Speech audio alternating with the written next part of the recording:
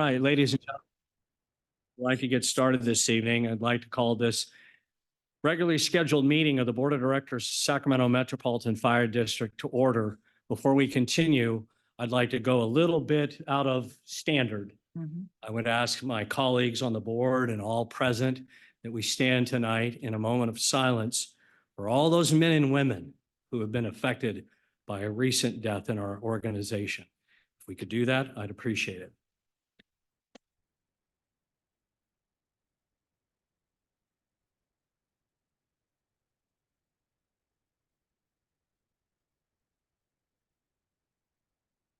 Thank you.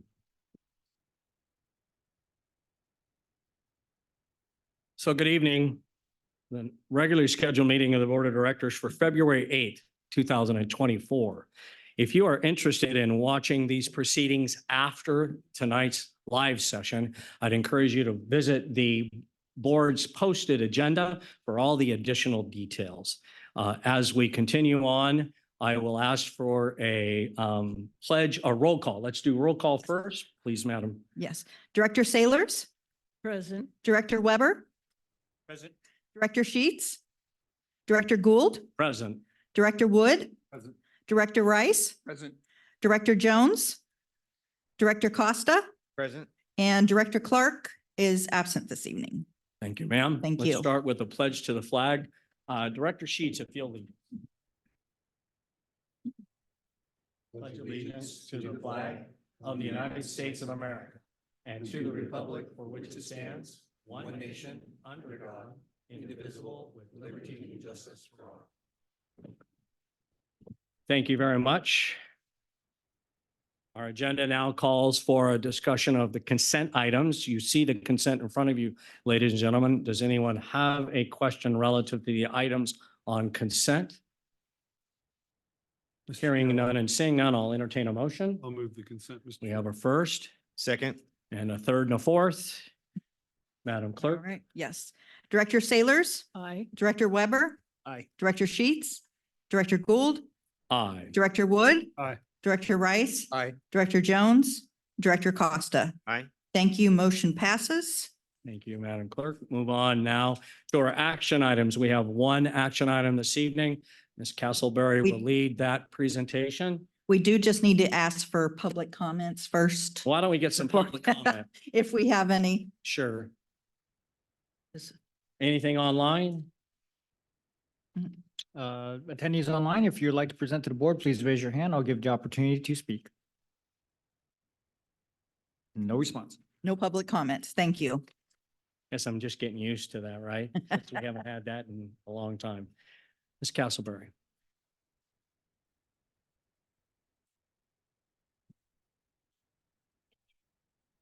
Updates on our mill phase build out project and would request the board approve the issuance of our design build request for proposals. Thank you, Art.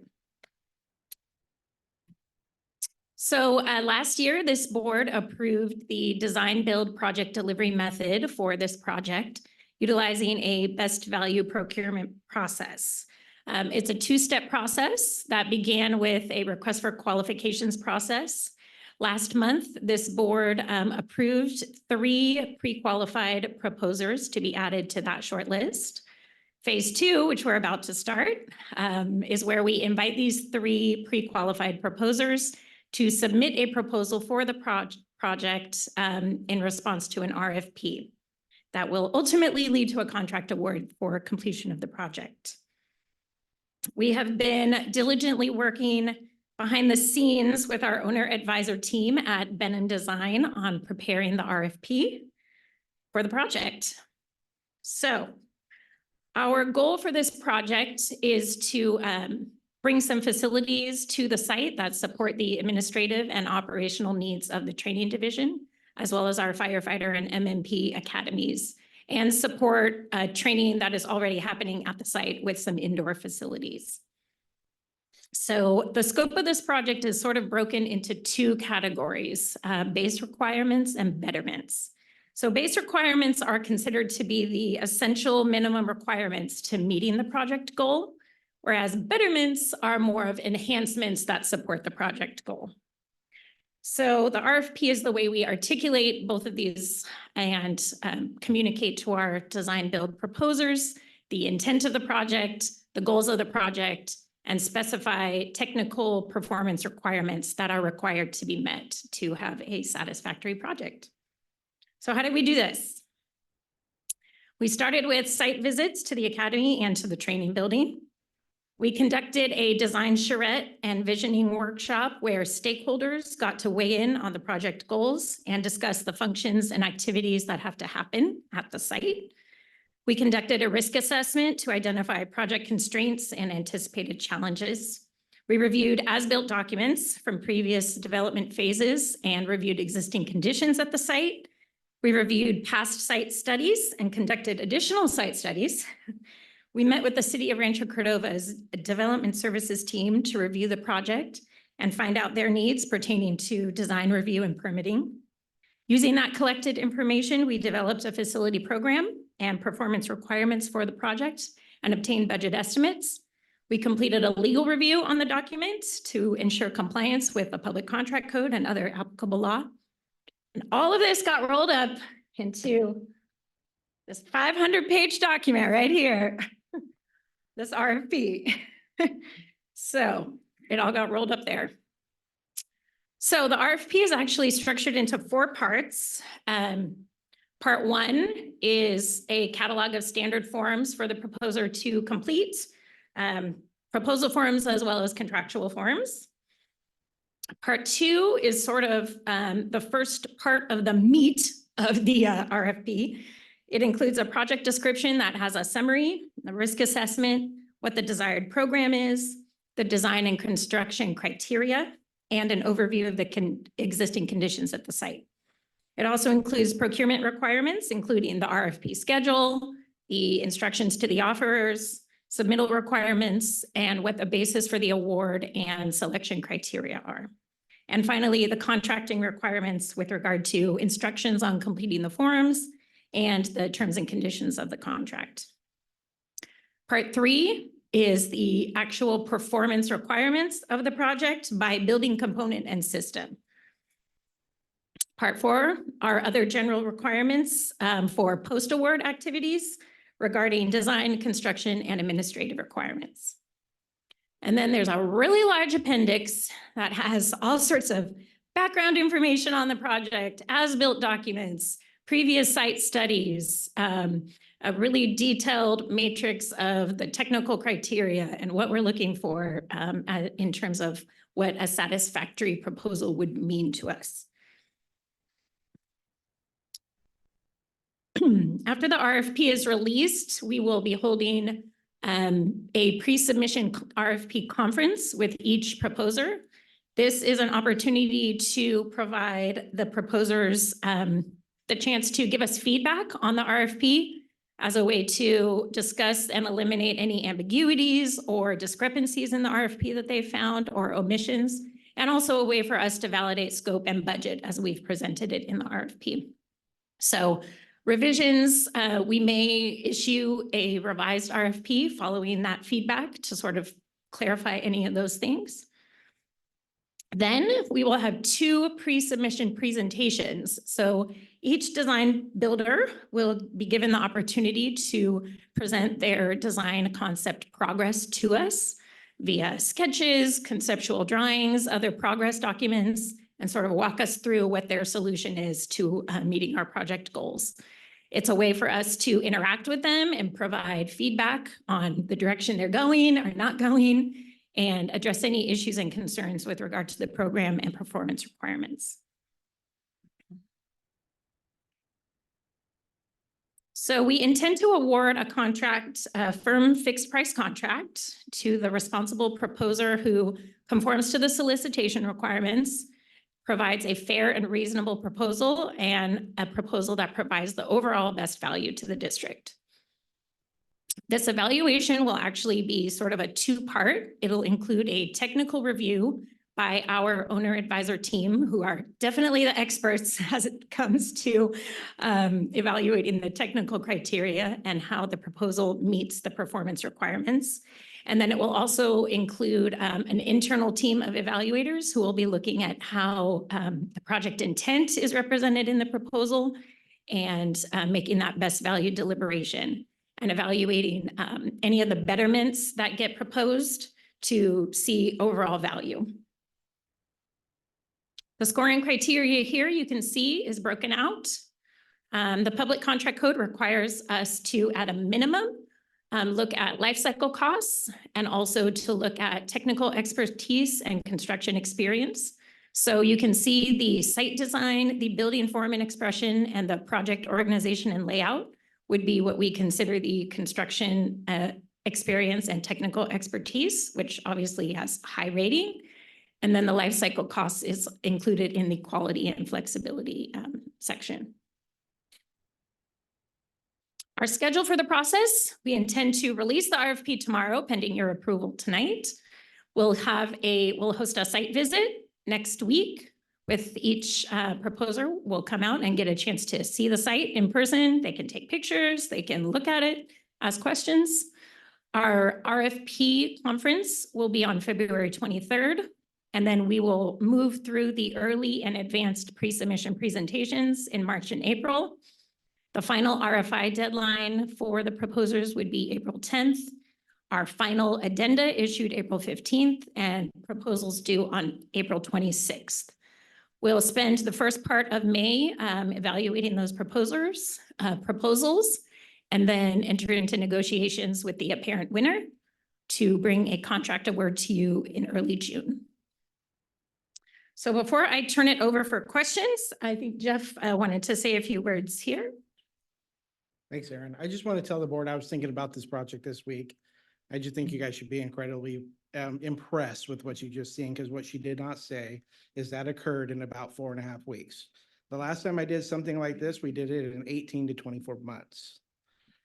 So I just cannot be more thankful for the team, not only Erin, flexibility with Courtney. This is very different than anything we've ever done. Help of our legal services, our training division to participate in that design charrette that was 4 hours long. We've had thousands of questions, and even the executive team. We've asked for day of decisions with little information, and we've gotten the feedback so fast. So we're able to be here and give this presentation today. So I just want you all to know that I've never seen anything like this. And we are in a good position. I think Chief can also attest, last week was wild because we were making decisions on the fly and going through a bunch of range of emotions to be able to get to this presentation. So thank you, board. I'm very impressed with this, and I'm excited to see what comes next. Thank you. One more thank you, huge thank you to our owner advisor team at Benham Design. They have, every time I get on the call with them, there's like 30 of them all on representing all different disciplines. And it's like, they can get things done real quick. So it's been excellent working with them. I'll take any questions you have. Otherwise, I would request your approval Questions of the resolution. Castleberry? I'll None. make a motion. Saying none, I'll entertain a motion. I'll make a motion, to support staff's recommendation. Okay, we have a first, and it looks like Second, I Director think. Weber will Director be the Jones? second. Oh, Weber, okay. And I love when people thank the board for doing nothing. I'm still confused by that, but thank you very much. What a Also- wonderful report. And, you know, I think for many of us who have been on the board for a while, seeing the Zinfandel project get this close has been, because it's had a, shall we say, a rocky history. And it's pretty fascinating to see this come to a point where within, you know, a couple of years, we'll have a state-of-the-art facility in our backyard. Thank you very much for all your work. Thank you. And then let me take the roll call for that motion and second. Yep. Director Sailors? Enthusiastically, aye. Yeah. Director Weber? Aye. Director Sheets? President Gould? Aye. Director Wood? Aye. Director Rice? Aye. Director Jones? Aye. Director Costa? Aye. Thank you. Motion passes. Thank you very much. Moving on, we'll start with our reports. I have no report this evening. I'll basically mention some things in closing. Fire Chief's report. I'm gonna go back to that report out real quick because we all know Jeff Fry and his humility So I want to publicly acknowledge Jeff Fry and his dedication and professionalism and expertise and also pushing this project forward so quickly. Thank you, Jeff. It's with profound sorrow and sadness that I officially report out that we lost firefighter Anthony Benalisha yesterday morning. He lost a fight of a long battle of cancer.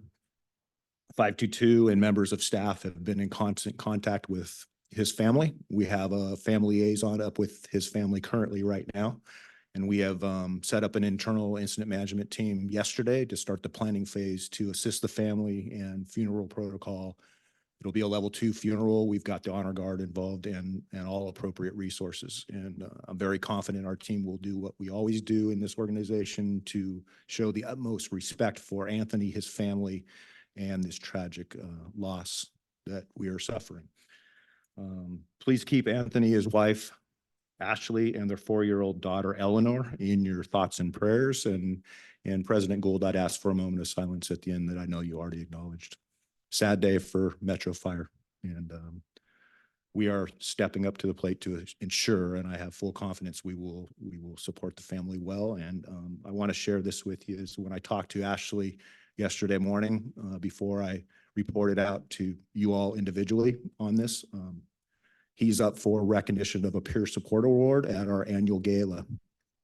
And she ended the conversation with, no, I'll actually see you sooner than the date I'll pick for the memorial. I will see you at the gala because I will be down to accept his award in person. That's awesome. And she said that is due to how much the family, his mother and father, herself, his 6 closest friends truly appreciate the support from all of you, all of us at Metro Fire. It has spoken volumes to me on how good of an organization, how great of an organization we are. So I think this moment of silence is long lasting and touching all of us. So the additional one, President Gould, thank you very much for that, because our members are suffering individually. It is a priority of mine. It's been directed for all of our chief officers to pay particular attention to the health and welfare of our members currently as we speak. We do have peer support fully involved for this also. Some recruitments. Hard to change over from that, right? So some recruitments. The district is accepting applications for the position of grant specialist with the final filing date of Tuesday, February 27th. Reassignments, firefighter paramedic Kendall Weld will be assigned to the mobile integrated health firefighter position effective February 3rd, 2024. The district would like to thank paramedic Cody Parker for his dedication and commitment while working in the MIH program. And then the last reminder I have is Fill the Boot Drive this Saturday, the Chiefs Challenge, 9 to 10. We're getting some support, but I didn't understand that the other agencies maybe aren't playing by all the rules. So I'm going to have to get educated on this a little bit. So anyway, that Fill the Boot Drive is for obviously a great charity, and regardless of the outcome, the charity will win from this. So that's the end of my report unless you have any questions. Any questions for the chief? Chiefs, I think it's appropriate that you go ahead and let us know what your TikTok account is so that we can funnel donations. Now, I don't even know if TikTok's the right place to do that. I'm just talking. Is that not the right, that's Oh. not the right media? All right, just get a hold of Chief House to give your donations. Thank you very much for that report. We do have an operations report. Deputy Chief Mitchell. Thank you, President Gould. Good evening, Directors, Chief House, colleagues. I'm going to use Jeff Fry as a descriptive word there. We had a wild day on February 4th on Sunday. It was quite the weather event that came through. I hadn't heard you use that one before, Jeff, so good one. It's a wild day out there.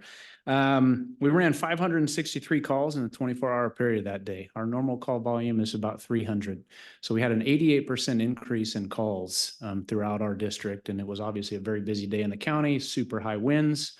A lot of emergencies involving our regular emergencies we respond to, but also utility emergencies and all kinds of stuff that our members dealt with. About 50,000 folks were without power in the county, and unfortunately, we did experience 2 fatalities within our district over that time. However, I am very proud to say that 11 members of our CERT team responded throughout that entire event.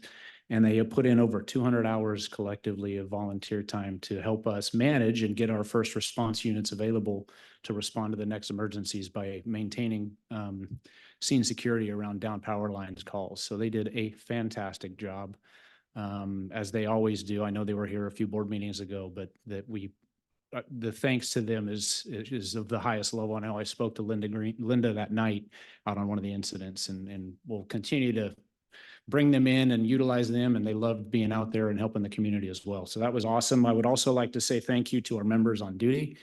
I ran into engine 109, I think it was 10:30 at night, out on an incident, and they had said, I asked them, how many calls have you been on today? And they were up to about 27 calls by the time 10 o'clock at night had rolled around. So they were running from all kinds of incidents, and a lot of our members did that. I'd also like to say thank you to CRRD. We had multiple day staff come back in and help us again on managing those utility emergencies and down power line incidents to free up our first responders. There was multiple crews out there, so Chief Law and her crew did a great job, as well as a lot of staff members and senior chief officers that went out all night that night. It was a very long night. I will say this, moving forward, the plan for us is to engage with our utility partners a little bit more and work on efficiencies that we can find with the EOC operations that they do. We did have good communications with both PG&E and SMUD, but we can do better on prioritizing those incidents and really freeing up our resources quicker. When they arrived on scene, we have a great working relationship, but I think we have some opportunities this is not the last wind event that will come through Sacramento, and we have a lot of trees. So to do better the next time, that we're looking forward to that. So that was the end of that wild day, fortunately, but it's now my pleasure, and I don't think, Chief Johnson is still out on a commercial structure fire incident. And so, as we always have a backup plan for any operations, I'm going to bring up Battalion Chief Graff, Battalion 14 today. He is here to cover the shift commander spotlight for our crews from 61. And I believe they're going to talk a little bit about the squad as well as the CJAC paramedic training program. Hopefully I'm not wrong on that. And I know it's going to be a good Director Sailors, you'd mentioned earlier about our CJAC relationship. So we'll start there. And I know Chief Lozano will be back later to do a presentation to the board. So Chief Graff. President Gould and members of the board, Chief House, my name is John Graff, Battalion 14 C Shift. So we serve and protect the city of Rancho Cordova. So I'm proud to announce and introduce some of our members, 61 C Shift. Captain TJ Loris, firefighter Jeffrey Kiefer, and engineer Andy Raymer. So we want to highlight the talk of the introduction of the Squad 61 that's made a great operational change for Station 61 and the citizens in Rancho Cordova, as well as the CalJack. And the new intern is at Station 66, but Captain Loris helped instigate that intern making it to Station 61. And he's going to cover those points with it. Thank you. You're up. Thanks. They really stole my thunder there. But first of all, I'd like to say thanks for having us.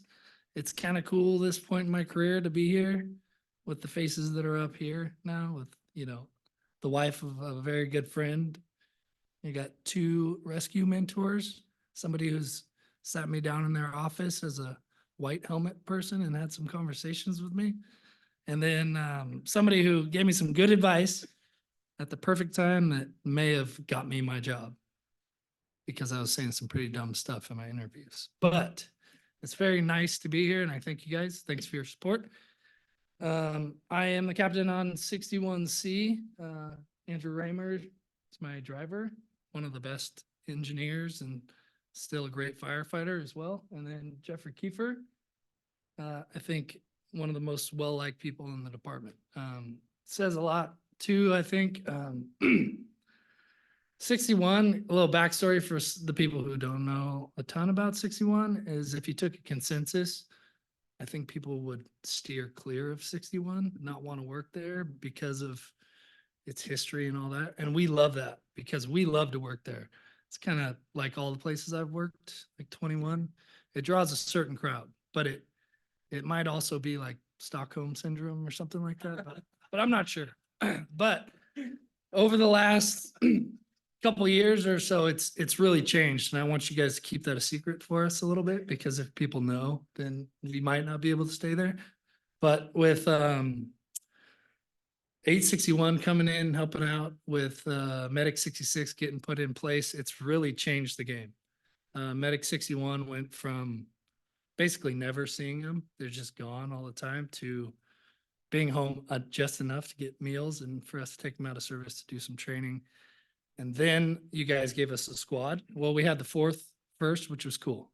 All these things are really cool. The more people you can give me in my station, the more fun we can have and the more things we can do. I love that. But the squad, even over the fourth person, I think has been a huge benefit. I think it was our first or second set.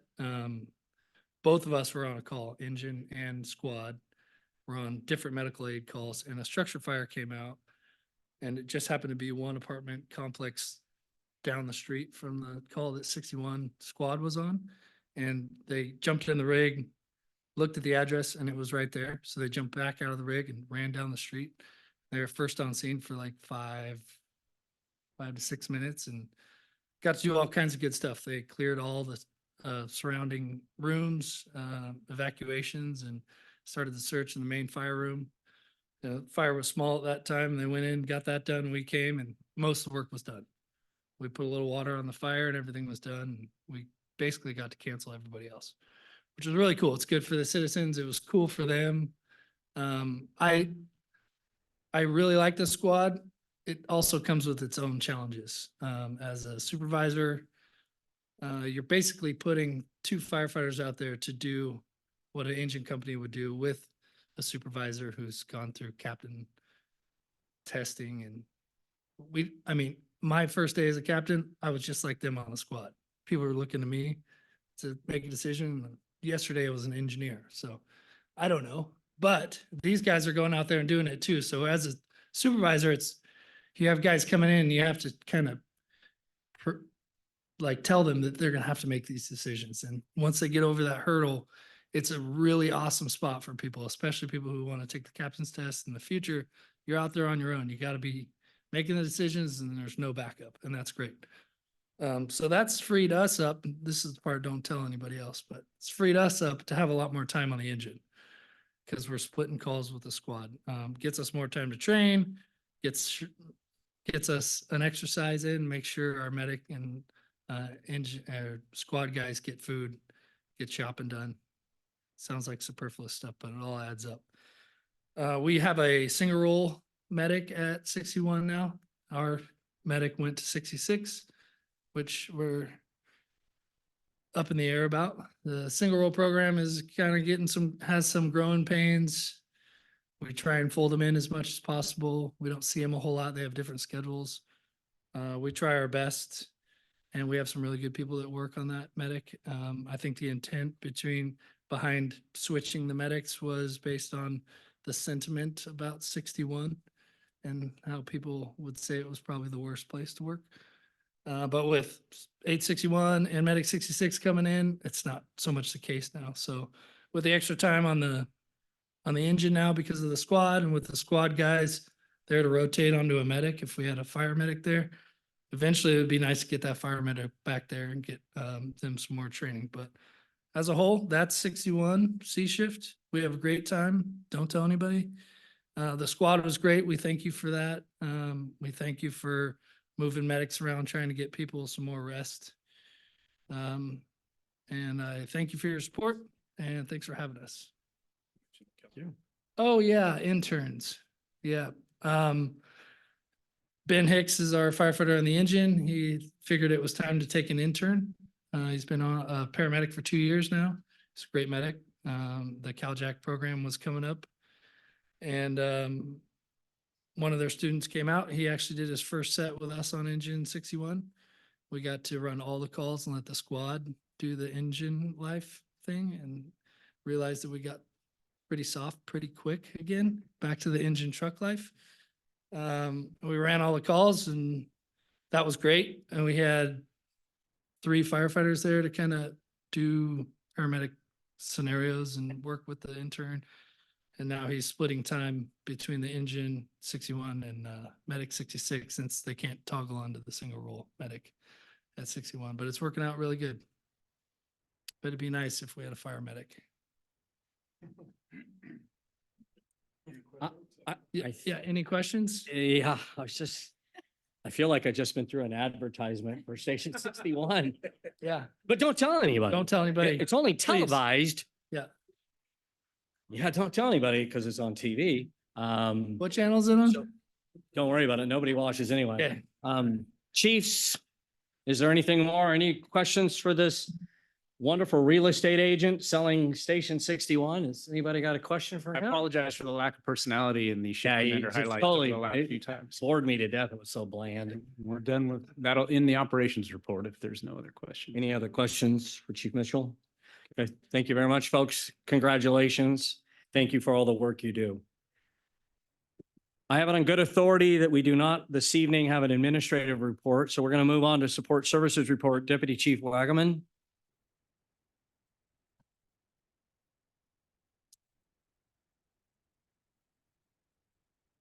Nothing more cool than ad lib, right? Yeah. There's no fluff. And I would agree at 61, it's different. It's different. Never got sleep whether you ran calls or not. Tyler Wagaman, Deputy Chief of Support Services. Good evening, President Golden, Directors, Fire Chief House. First off, logistics. There's a lot of stuff in that building. Over on Gold Canal, a lot of equipment, brand new stuff, used stuff, and some older stuff, obsolete. Nevertheless, the building is packed full of equipment, and it requires their assigned staff to go through that equipment periodically and determine what the district still needs and what we don't need. The things that we don't need, they compile and they send to surplus. And every once in a while, we will get an agency, a public agency that reaches out asking for donations. And one of these very agencies is Ione Fire Department, a department that we have helped out for years. We love to help them out. They're good people. Chief Mackey is wonderful. And we brush shoulders with them. They're just on the outside of Sacramento County. And Chief Mackey showed up with a smile on his face once again yesterday and took things back to his agency that really had little value to Metro Fire now, but has enormous value to Ione Fire. I'm talking about nozzles and tools and hose and ladders, things of that nature. Rest assured, we're going to keep that relationship alive. And to see us, see the public's money, purchase good stuff, see it used for full life here at Metro Fire, then move to another agency that's a lot slower, that's not quite as demanding on our equipment to get some additional use out of it, I think is a great use of those resources. On the fleet front, Shay and I and one of the mechanics took a trip to Boise, Idaho last week to check the status of 4 Type 5 Wildland engines. Had a great opportunity to meet with their management staff, had great conversation, good tour, and spent a full 2 days going through those 4 apparatus. They are unique and they're all individually different because they're all built by different people. So it's imperative that we get these things looked over with a fine-tooth comb, get them right before they leave the manufacturer. Rest assured, that's what our team did. There's a pretty substantial punch list on all 4 rigs, but that's pretty normal for a custom-built apparatus. And we're confident that the manufacturer will get through that list and get those shipped to us here in California so we can get these in service come wildland season. Again, 4 new Type 5 apparatus on the horizon for Metro Fire. Our communications division just finished installing communication equipment in our brand new water tender. They're also in the process of preparing some reprogramming code plugs, is what they call it, for our radio system. Come February, end of February, they're going to start reprogramming all the radios within the entire district to make sure it's in alignment with other agencies that we work with outside of the county. On the facilities front, the LED light retrofit project is still underway. Completed Station 109, so they're not Title 24 compliant with high efficiency LED lights in their bay. And to dovetail on the storm that occurred on Sunday, We did have some damage throughout the district and certainly to be expected with that type of wind event. We lost a gate at Fleet 109 and Station 65, as well as a sign at Station 117. We lost a large tree at Station 112 and a gazebo, a heavy gazebo at Logistics. Decided to take a little bit of a ride and cause some damage as well. Although the damage estimates are still being put together, I think all in all, we did pretty good. And it's because we keep our facilities pretty tight. We keep them clean. We keep our trees trimmed. We keep things in good working order. So when we have these types of events come through, we don't see the type of damage if we had turned a blind eye to it year after year. We are working with county OES as well and documenting some of the damage, and there could be a potential that we could see some reimbursement down the road. It'll be dependent upon the County Board of Supervisors, but more to follow on that. Lastly, as previously spoken to by our operations chief, just a big thank you to our facilities team. It took one phone call for them to step up and get prepared for the storm with generators and fuel and all those types of things that we need to support 40 fire stations throughout the county. Our logistics division, our community risk reduction staff, CERT, our command staff, and lastly, our dispatch center, who got the brunt of it as well. They processed 1,100 911 calls just for this storm. That's a lot of calls with very few people, so I commend them. That concludes my report, unless you have any questions for me. Any questions for Chief Wagaman? Hearing none, thank you. Thank you, sir. Appreciate that. Next up is our firefighters local 522 report, Captain Scholar.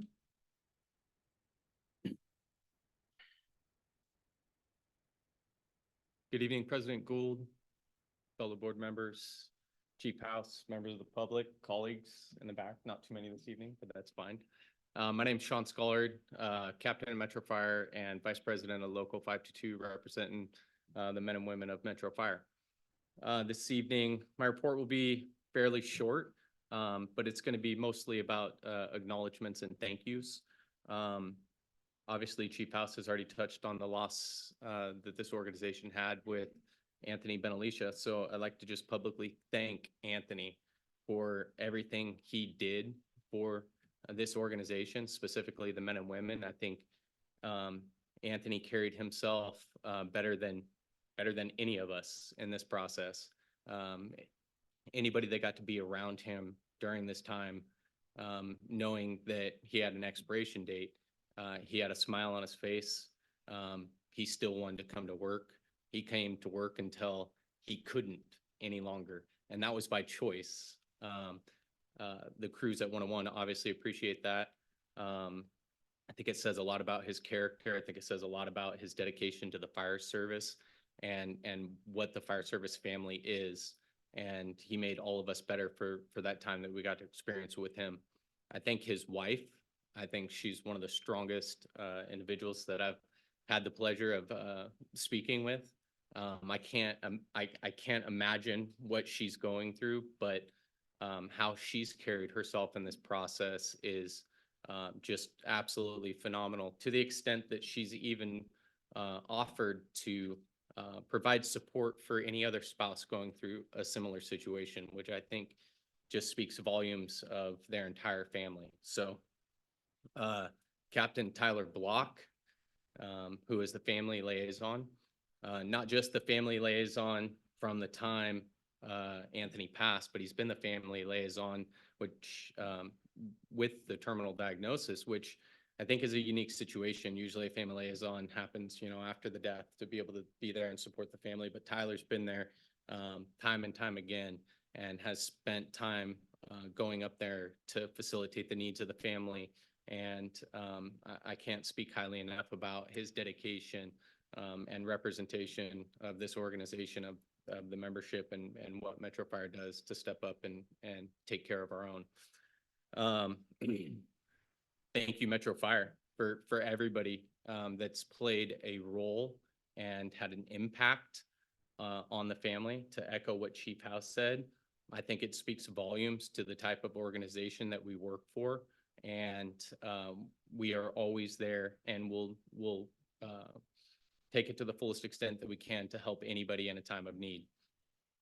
To the Honor Guard, to Steve Mayer and Aaron Todd for their proactiveness and having the ability to have the difficult conversations ahead of a death, to be able to plan and get ahead of these events so we're not playing catch up. I think that is outstanding. And I know Steve has a long standing history with this organization, and he's here time and time again to do that. And I think that shows not only the support for this organization, but the support that the fire service has for one another in whole. We don't have patches on an executive board, and we say that a lot, you know, as the union, we take our patches off and we work together, but we haven't been at executive board, and I have seen no patches in the room from anybody. And I think that that is just outstanding in a process like this.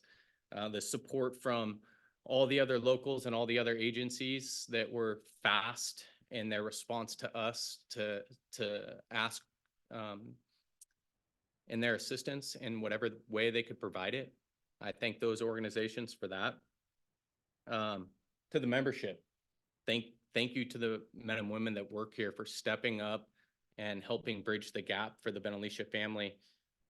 There was a significant amount of money that was donated during our contract ratification where we had a QR code because they knew that they were going to have to get through some challenging times. They knew that Ashley wasn't going to be able to work while taking care of Anthony.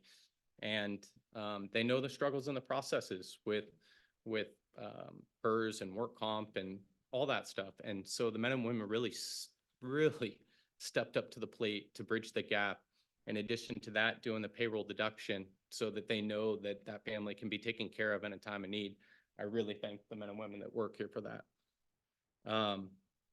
I think if anything, we can learn from what Anthony and his wife and his entire family, the proactive approach and the positivity that they've had in this situation.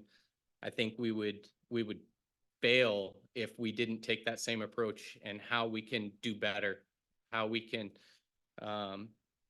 detect cancer at an earlier stage, what we can do as an organization to put things in place to make sure that our men and women have the treatment that they need, that we can get ahead of these things that I think oftentimes we find ourselves finding out too late.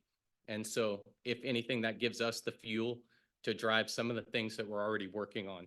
I know many of you know that we have a group going out to Phoenix to see their wellness center, to see what's worked for them.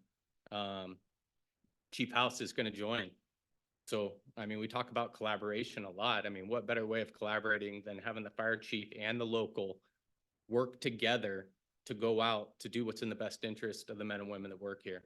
If that's not collaboration, I don't know what is. So I think that, again, speaks volumes about what we have here at Metro Fire. Anthony wasn't the only life that was lost this week.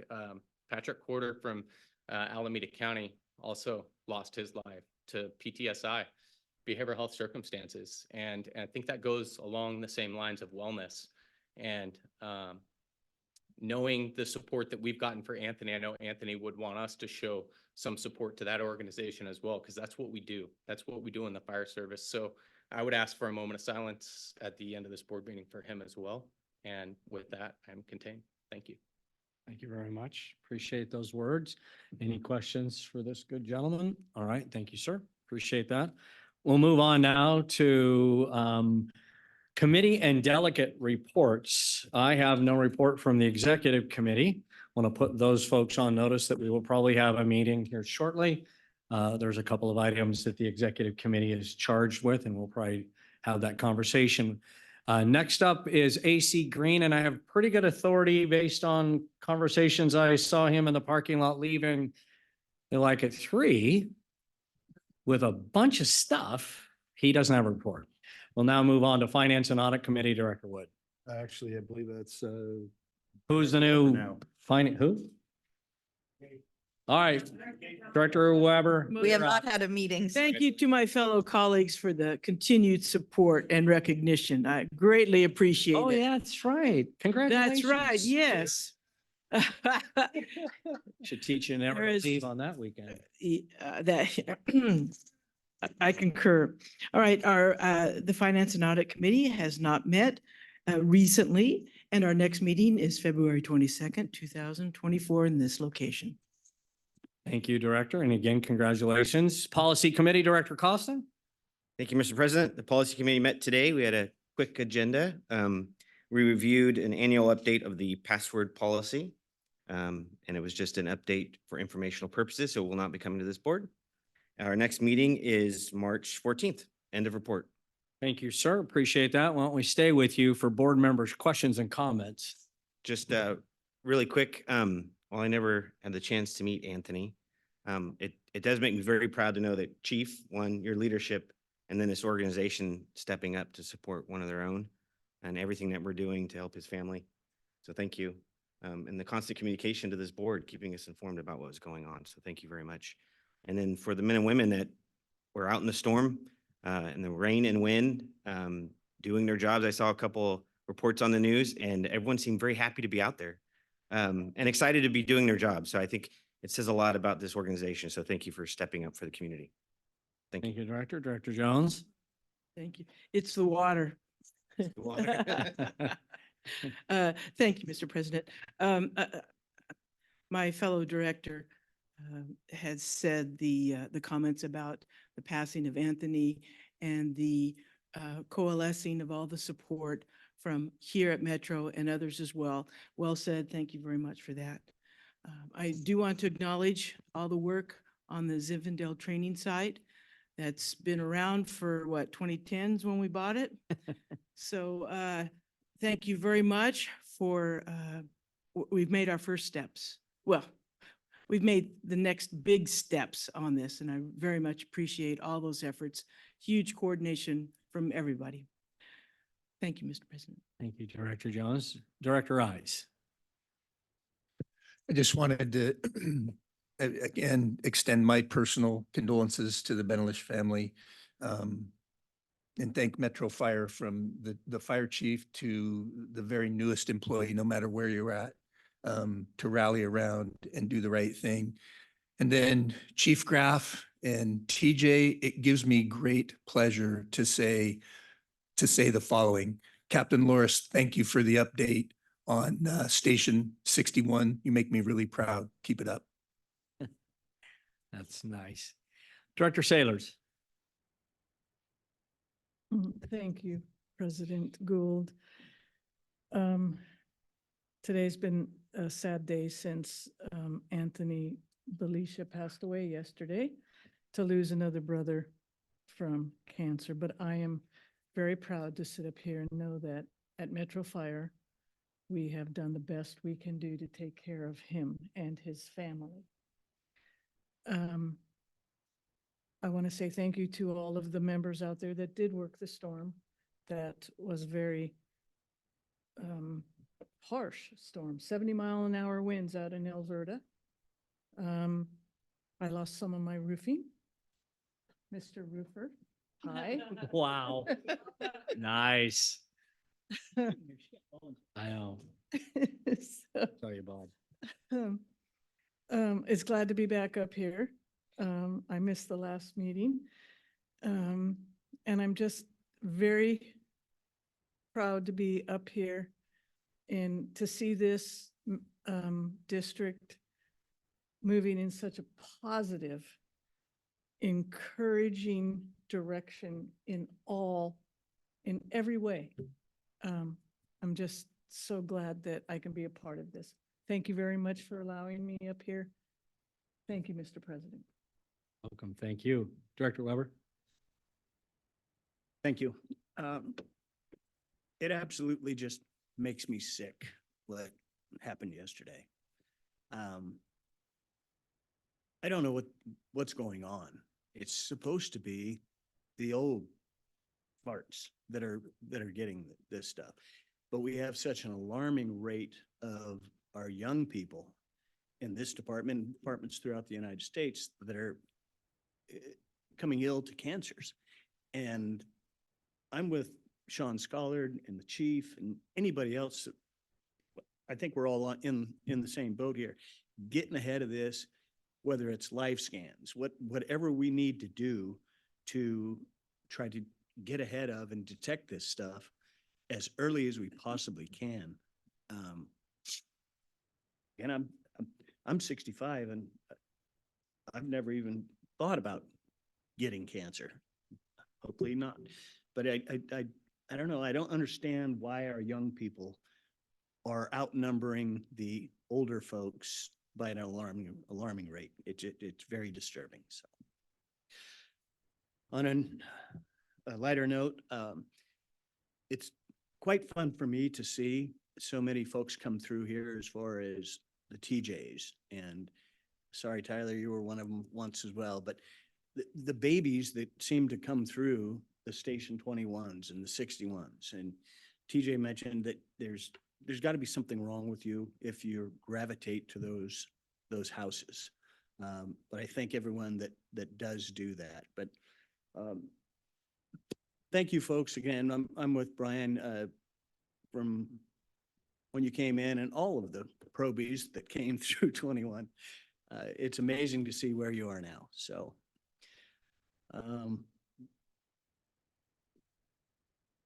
again, I'm just very upset with the cancer thing. So thank you. Thank you, Director Weber. Director Sheets. I just want to send my condolences to Ashley and Eleanor, and we will be saying a prayer. That's all. Thank you, ma'am. Director Wood. Thank you, Mr. Chair. Captain Schollard, if there's anything that we can do for the family, please reach out. Pass along our condolences as well. Just on another note, just a reminder, like the Chief said, Build a Boot starts tomorrow and Chief Challenge is on Saturday. They're still looking for firefighter volunteers as well as civilian volunteers to help run water and take the boots back and forth. Anybody that has the time that can do it, please come out and help out. Thanks. Thank you, Mr. President. Thank you. Thank you, Director Wood. Really quickly, as we finish this meeting, a couple of things. First off, we'd like to close this meeting with a moment of silence for our fallen firefighter and the gentleman that was announced from Alameda. And also our thoughts and prayers go out to the family and all of the issues that they will go through in the coming months and years. We love them. We hope that we can meet their standards and are there for them. I have some very personal experience with that in this organization, so I know we will do a fine job. In addition to that, I'd like to announce to my colleagues a couple of things. First off, upon hearing of this particular situation, I want to thank Marnie and other members of our staff who were able to quickly get a condolences packet together on behalf of all of you. Was sent to his wife, and I believe it arrived today.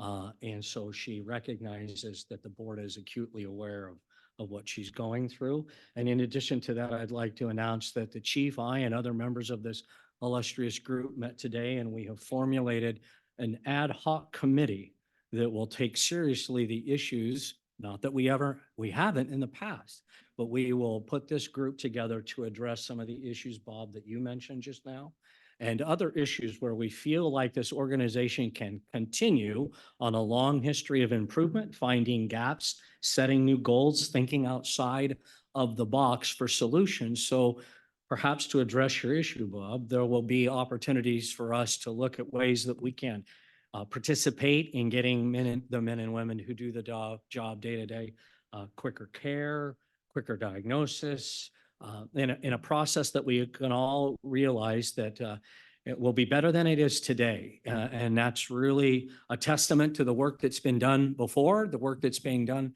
presently. But this organization is well known for never resting on its laurels, always looking for those opportunities. So we will have that group and its membership formed here very, very quickly. I've charged them to basically hand us in October or November several actionable items that this organization can integrate into itself into the future. And I know the chief's passion and many other members of our staff that have that same passion. So I made kind of a loud comment at the beginning of the year, and I just wanted to give you all an update of that we're moving forward in that. So I hope that meets with your approval. So with that, ladies and gentlemen, I would like us to stand and honor